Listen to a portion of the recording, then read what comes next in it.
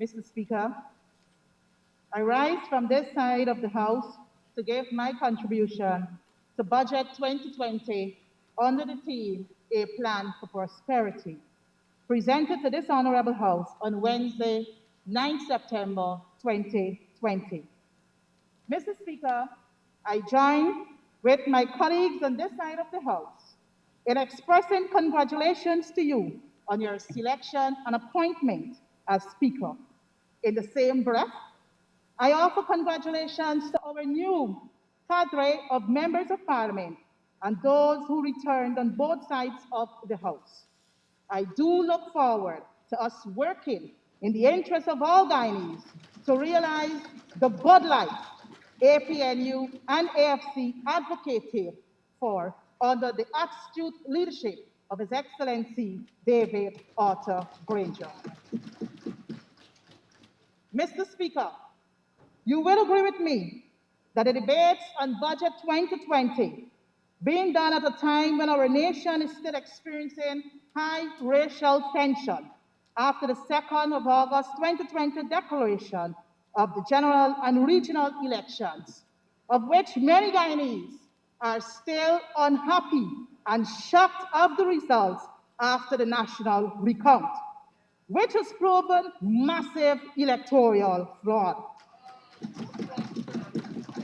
Also compounding the aftermath of this election saga is the gruesome killing of the Henry cousins, Joel and Isaiah, and also the death of Harris Singh of West Coast Bobis, which has grieved every compassionate heart in Guyana and further afield. To their parents and relatives, I express my condolences.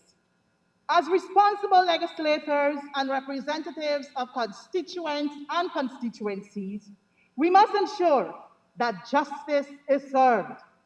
The families must be given the assurance and the commitment of our efforts to ensure justice is not delayed nor denied. These murders should not add to the current statistics of cold or unsolved murders.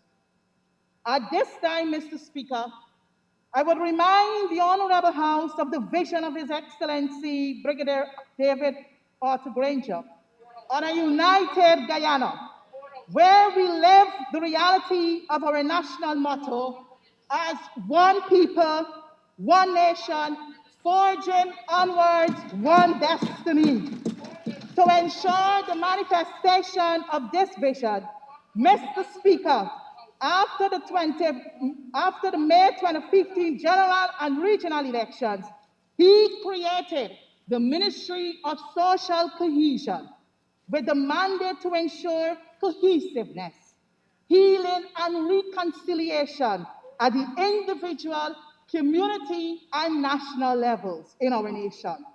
I have recognized with concerns, Mr. Speaker, the abandonment of this critical ministry and the non-allocations of funds in the 2020 budget to forge unity in other sectors.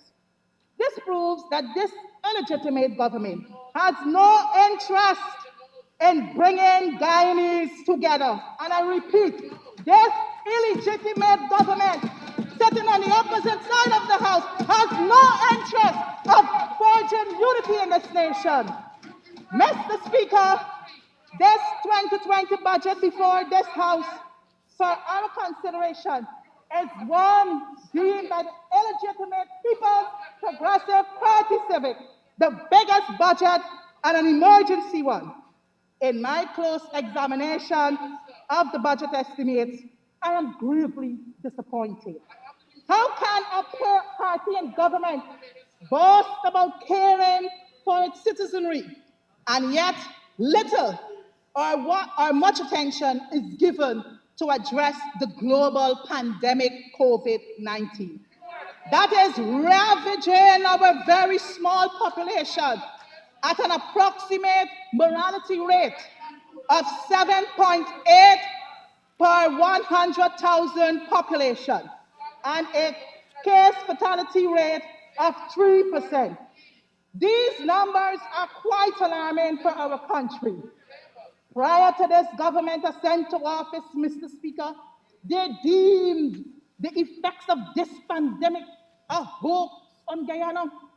They showed little or no interest in working with the then coalition government when invited to identify nominees to sit on the National Task Force for COVID-19 response. Mr. Speaker, the nationals' interest was never their priority. They refused. They refused, just as they did on many state boards. They disbanded the National Task Force for COVID-19 response and created something which we are living with today.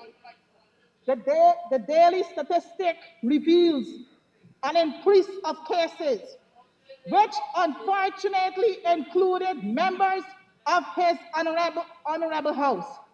Mr. Speaker, the nation expected the implementation of a robust plan on their assumption to office to combat COVID-19. Guyanese are yet to see the plan. Due to their incompetence, I will recommend that this government use the daily case reports to implement strict containment measures to curb the rapid spread of the disease, as is done by the recently re-elected ministers, prime ministers, that is, of Trinidad and Tobago and Jamaica, respectively.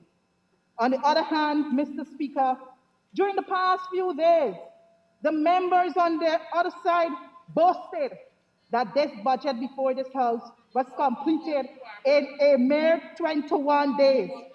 Mr. Speaker, this announcement came after repeated reports that the Treasury was empty. APNU-AFC squandered the money, yet we saw money spared to Gaisuko, a non-performing sector in the tune of $5 billion. Monies were also distributed in a few select communities for COVID-19 relief. The question I will ask, Mr. Speaker, where did the monies come from? Mr. Speaker, this budget has nothing for the ordinary man. There are tax exemptions and concessions for the private sector. Mr. Speaker, it is known to this House that many private entities are indebted to this country by failure to pay taxes. Some of those same delinquent taxpayers are now advisors to this government. Mr. Speaker, it is a norm for taxation must be balanced to ensure all essential services are adequately budgeted so that this country can develop on a level playing field. Mr. Speaker, my view and that of many will not in any way be impactful, can only be described as a profit private sector budget. Or a term being used, the budget is neoliberal colonial. Simply put, it's for the elites. The presenter of Budget 2020, Honorable Edgell, in his introductory remarks and other sections in the budget speech, has failed to lay out his government's 5-year policy or to break down how Budget 2020 will actualize into prosperity. In my view, I see Budget 2020 as a plan for punishment.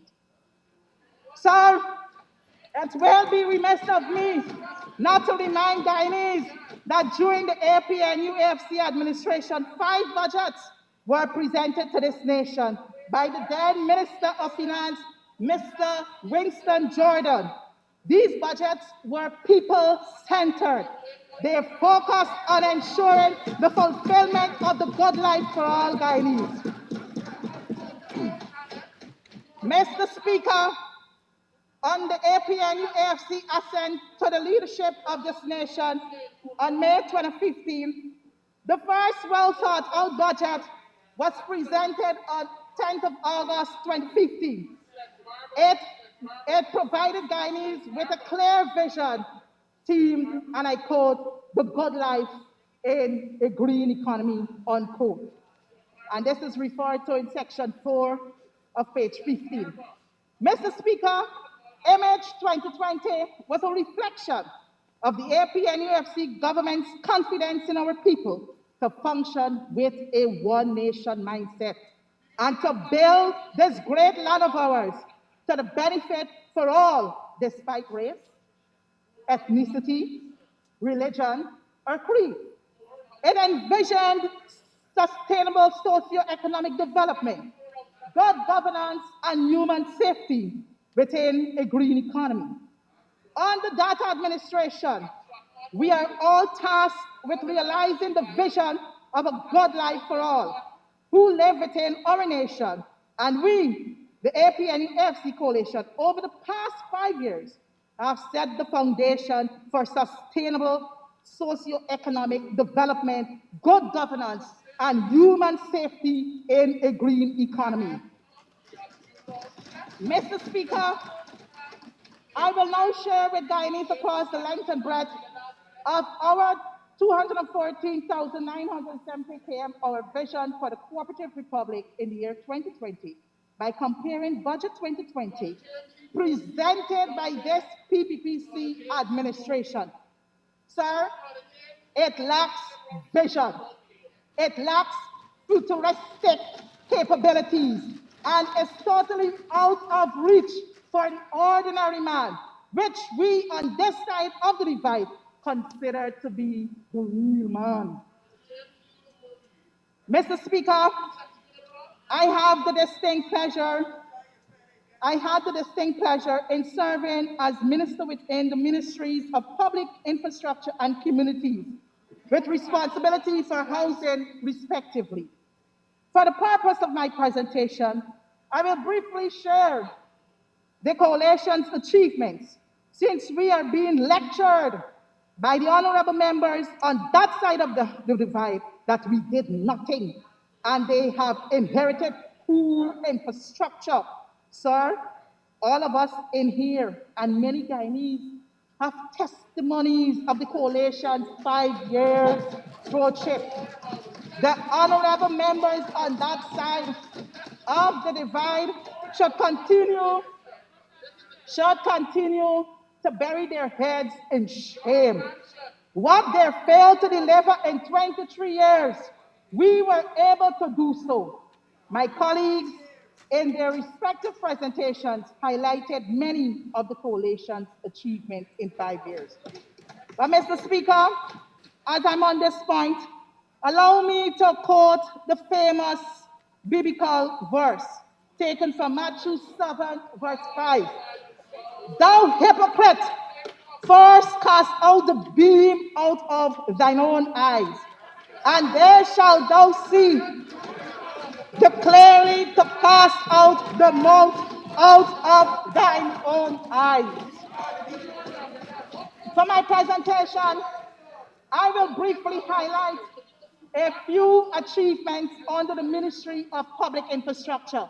And I know my colleague, the Honorable David Patterson, he will delve depth into his presentation. But Comrade Minister, Comrade Speaker, I want to let you know that prior to my leaving the Ministry of Public Infrastructure, we would have done tremendously well in the aviation sector. We would have done well in the maritime sector. We would have boosted staff at the Transport and Harbors Department, because I think on Monday we heard that when the illegal government came to office, transport was in the red, but we inherited millions of debts from the People's Progressive Party Civic when we came to office in May of 2015. Mr. Speaker, I wish to draw to this House attention a comment made by Honorable Indar. I don't see him here as yet.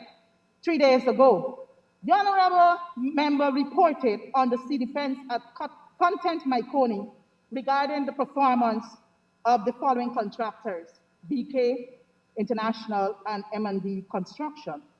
What the honorable member failed to tell us is that both contractors are executing the same measured works. However, BK is being paid 70 million for every 100 km, and M&D is being paid $168 million for the very 100 meters.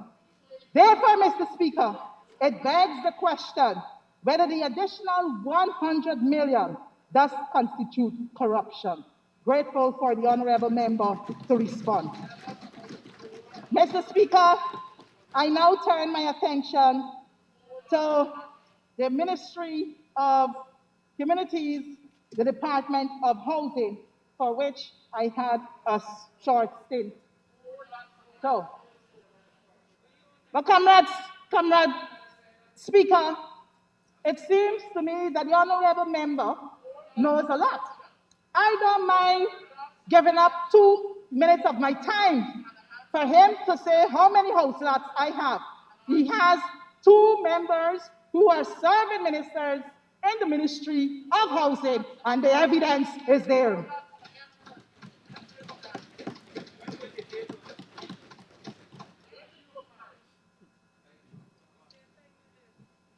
Mr. Speaker, when we came to government in May 2015, there were major challenges in the housing sector.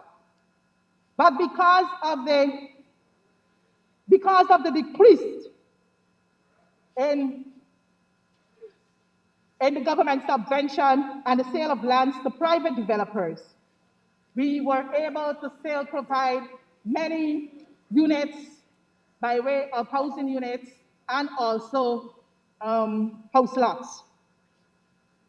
Though, and I need to quote from this report, sir, though we were constrained as mentioned above, the Central Housing and Planning Authority was still able to provide housing solutions in the form of house lots. Yesterday we were told, no house lots, no housing units. We didn't give the benefit of more than 7,000 households. They show the commitment of the agency to deliver to the public, even with the challenges the agency faced.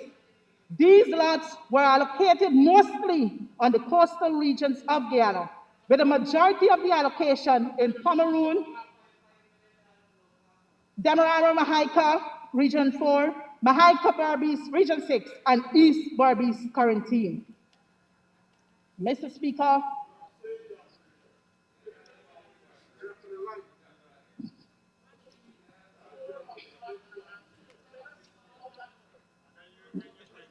Mr. Speaker, we further heard that the APNU-AFC government failed to develop housing areas, new housing areas. But I want to share with this honorable House the following areas that were developed under the coalition government. Plantation, Reg Dorsey, 25 lots. Parcel 123125 Providence, 1,258 lots. Section D, non-parallel, 30 lots. Plantation, Providence, 97 lots. I will not seek to derail the House further, but to say that we were able to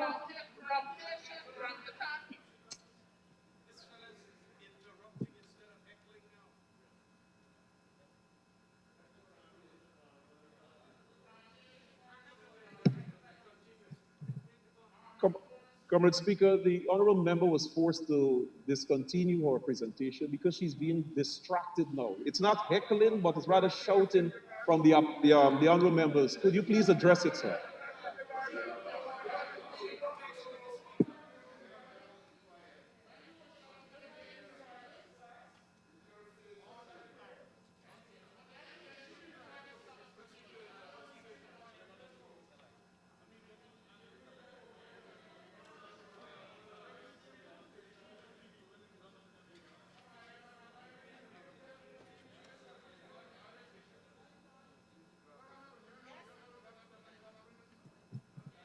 Yes, Mr. Speaker. Mr. Speaker, over the years of the coalition government, we were Honorable member, able. just give me 2 minutes. We are getting some technical problems with respect to my mics. Uh, I just want to appeal to honorable members to conduct themselves with decorum. Proceed, honorable member. Thank you very much, Honorable Speaker. Honorable Speaker, when we took office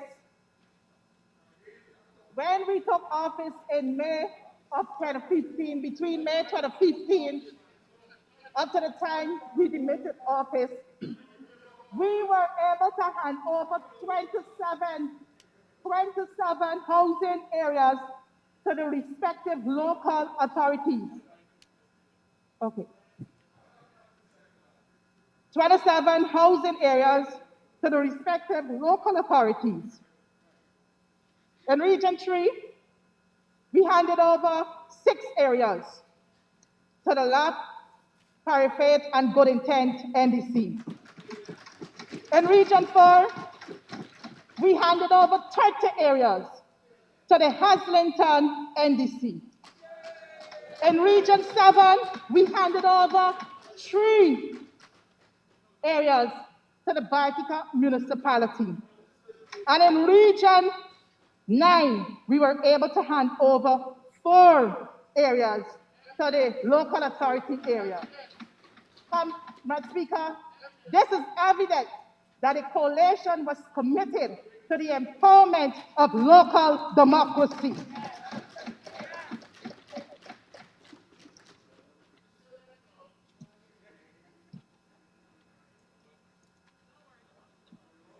Comrade Speaker, as I was preparing my budget presentation,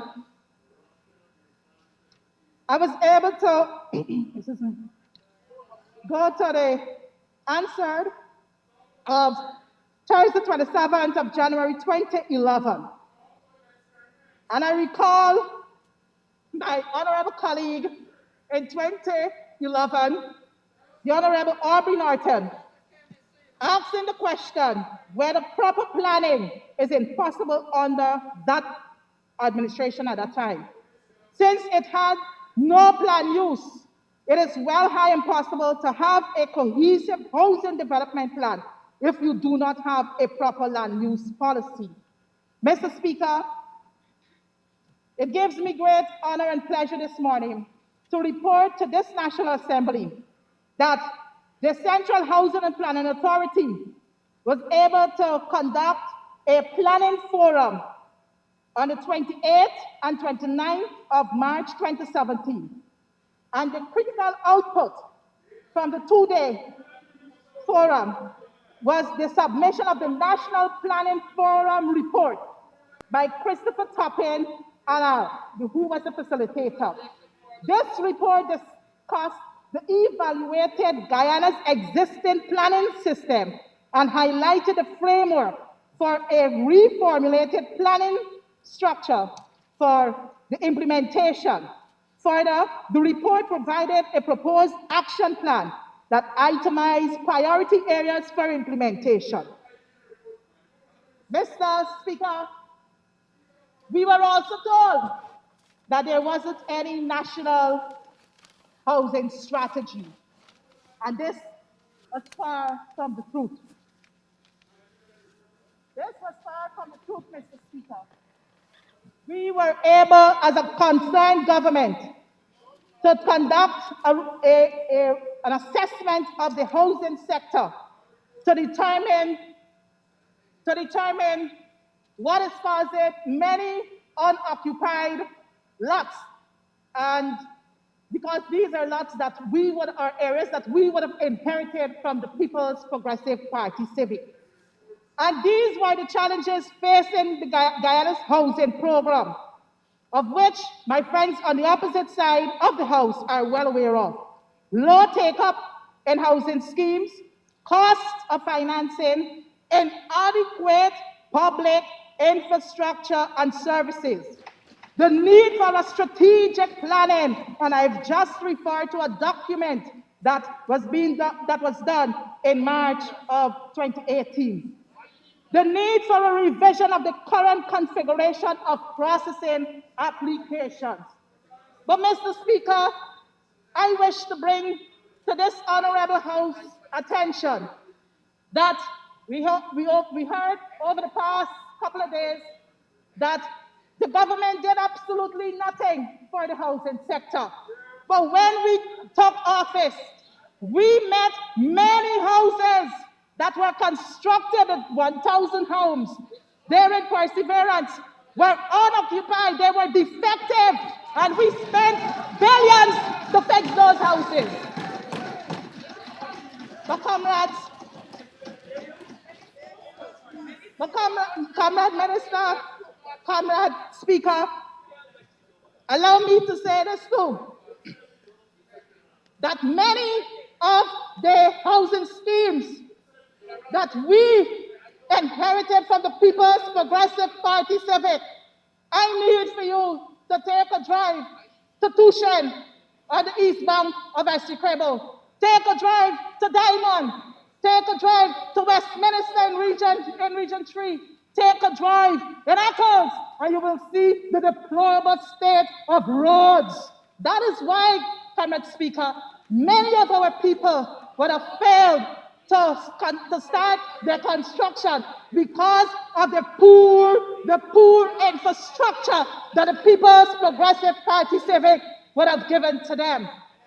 The other thing, Mr. Speaker, when we came into government, the former president, Mr. Granger, knew exactly what he was doing when he brought together the Ministry of Housing and Water together, along with the Ministry of Local Government and Regional Development, and call it the Ministry of Communities, because his vision was to ensure that not only should Guyanese be given a plot of land for housing to build their homes, but to ensure that we have cohesive communities, that we have families, cohesive communities with proper roads, electricity, water, and also, Mr. Speaker, playgrounds.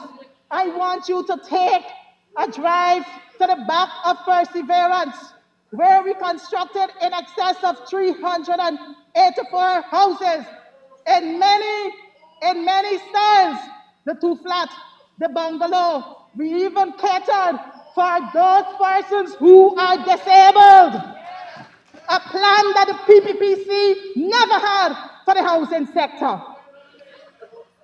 But, Comrade Speaker, I am happy to report that in reading the People's Progressive Party Civic Manifesto, and this is what they quoted in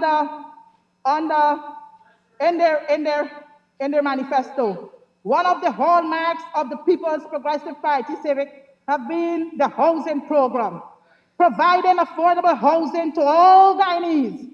The PPPC developed and distributed 112,761 house lots to Guyanese families, of which 80% went to low-income families. But Mr. Speaker,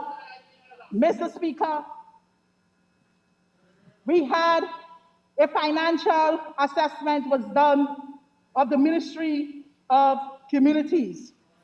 And the report revealed by Raman McKay, the report revealed, Comrade Speaker, that developers between 2011 to 2015, the last day on the 15th of May 2015, that government would have sold in excess of 359 acres of land.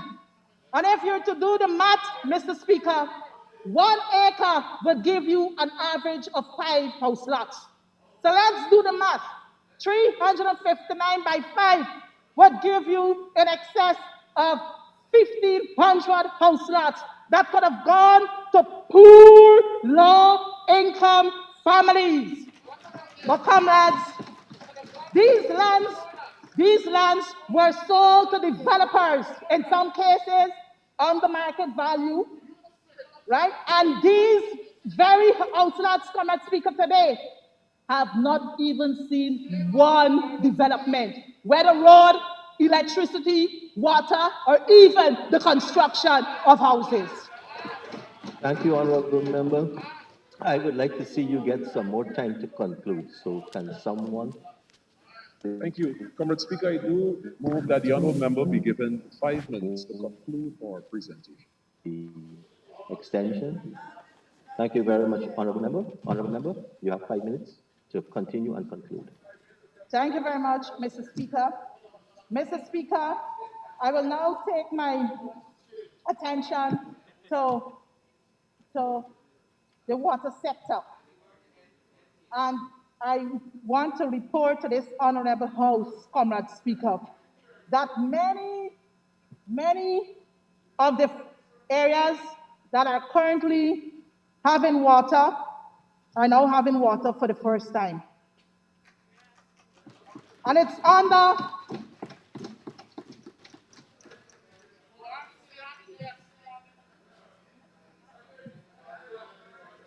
yes, Comrade Speaker, and it's under the astute leadership of Dr. Van West Charles. So, Comrade Speaker, what we notice, Comrade Speaker, is that when this government came into office, rather than them working together to see how best they can improve the water sector, they got rid of the competent staff, the staff, Dr. Van West Charles, and also Mr. Leland Saul at Central Housing and Planning Authority. But Mr. Speaker, this is what I want to say, that in Region 4, over 20,000 residents in D and E Field Sophia benefited from water for the very first time. And this is not only in Region 4. We heard what happened in Region number 9, when my comrade and colleague Vincent Henry shared what happened in Region number 9 for the first time. But you know, Mr. Speaker, I know my time is running. But I want to say to you, Mr. Speaker, that I wish to remind this House, the honorable members on the other side of the House, the scripture taken from Proverbs 6, verses 16 to 19. There are 6 things that the Lord hates, 7 that are an abomination to him.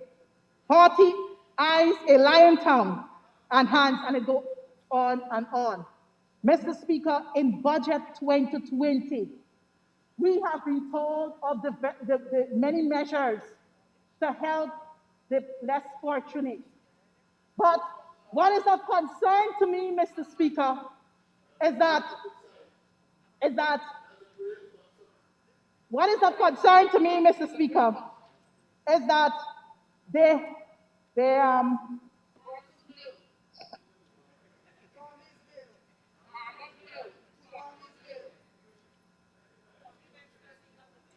yes, Comrade Speaker.